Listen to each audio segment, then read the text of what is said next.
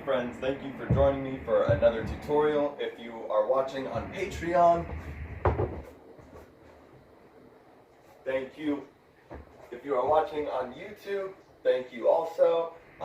Most of my tutorials are now going straight to Patreon, so if you are watching this on YouTube, it was probably up on Patreon about a month ago. So this is a very essential trick, crucial to anyone spinning Dragonstaff in my opinion.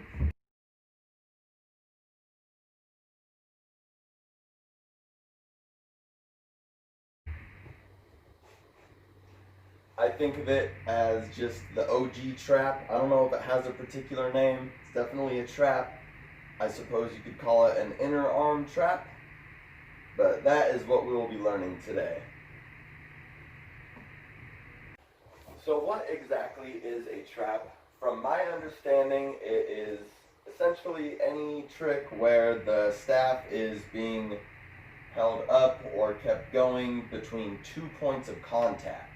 So right here would be the hip and the hand or arm. Could be right here at the hip and the inner thigh. Be up here at the elbow and on top of the shoulder. Basically anywhere that it can get stuck between 2 points of contact. And of course, going back and forth into some kind of motion. So this one can definitely be a little tricky to learn, much like the split time chi roll. It's tricky to learn, but once you get it, it's kind of like riding a bike. It's gonna come very naturally in a lot of situations in your flow. So, to take it from the beginning, start by just holding the staff in front of your chest or abdomen, a little bit lower than your chest. And we have the center point right in front of us. And what we're going to do is we're not going to have it spinning, we're just going to hold the staff with our hands, but we're going to shift it. I'll turn around, maybe that's more helpful. We're going to shift it over to our right. So now the side of the staff that was on the right is pressing into the outer hip, and we're going to hold the side of the staff that was on the left in our right hand. And we want to make sure that we're gripping it over the top with the knuckles on top, thumb down, fingers facing forward. Want to be very clear about that part. And then we'll bring it back to the center so that the center point is right in front of our chest as it was at the beginning. And we'll do the same thing on the opposite side. So we'll bring the side of the staff, the left side of the staff, to press into the outer left hip. We'll bring the side of the staff that was on the right side into the left hand again. Top of the hand up, palm down, fingers facing forward. Very crucial that you are holding it that way. And then just try going back and forth with that a little bit, bringing it into both hands at the center, in front of the chest or abdomen. Back to the right side, holding it in the right hand and at the right hip. Back to the center in both hands, then holding it left hand, left side. That gets a little confusing. Left hand holding one side, the other side pressing into the left hip. So you can see that from a front view.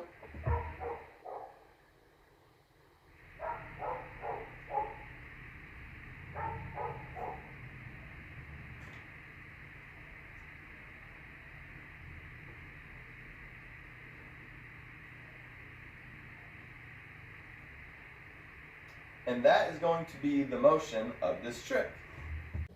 So this is one of the first moves that I learned towards the beginning, where it feels like the staff is rolling towards you instead of away from you. I think that's what made it a little tricky for me to learn. So we went over the motion, how we get it to actually roll. That is why it was so important that we held it with the palm face down, fingers up, facing forward. How we keep it rolling.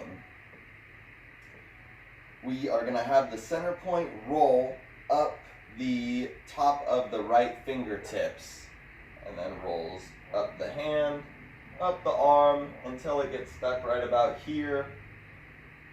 And then we bring it over, sneak the left fingertips underneath the center point to let it roll up the left hand, up the left arm. Once it's kind of run out of track to roll on, if you will, then we kind of toss it back towards the other side, sneak the right fingertips underneath the center point to continue.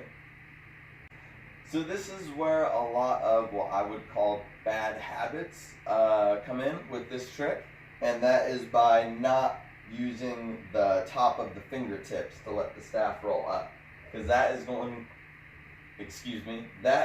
to be what keeps it rolling smoothly up the top of the hand.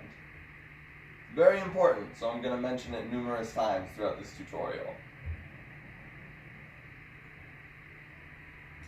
Another very important thing to notice about this trick is that the only part of the staff making contact with the hands is the center point, more or less.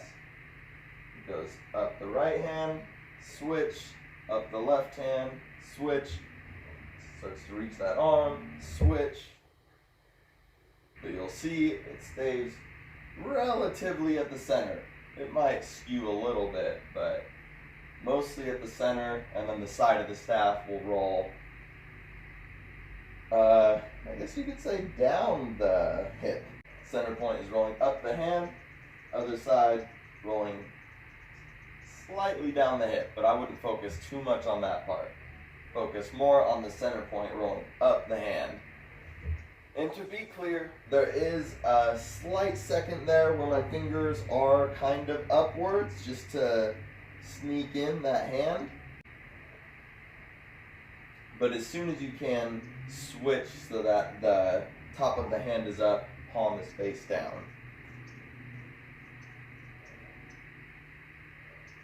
And I'll turn around in case that is helpful.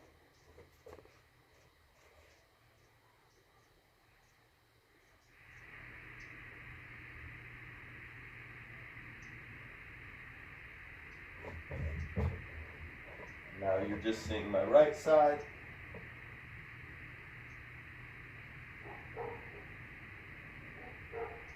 And the left side.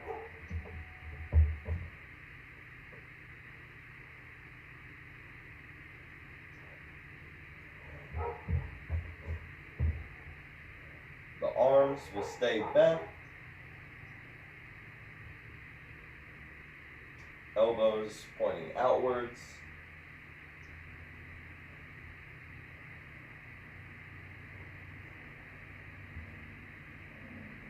And there you have it, the OG trap.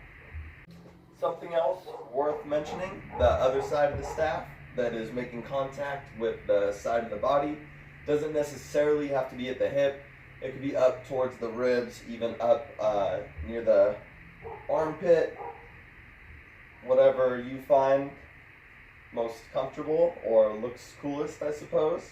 I just find that the easiest way to learn it was at the hips, keeping it a bit lower.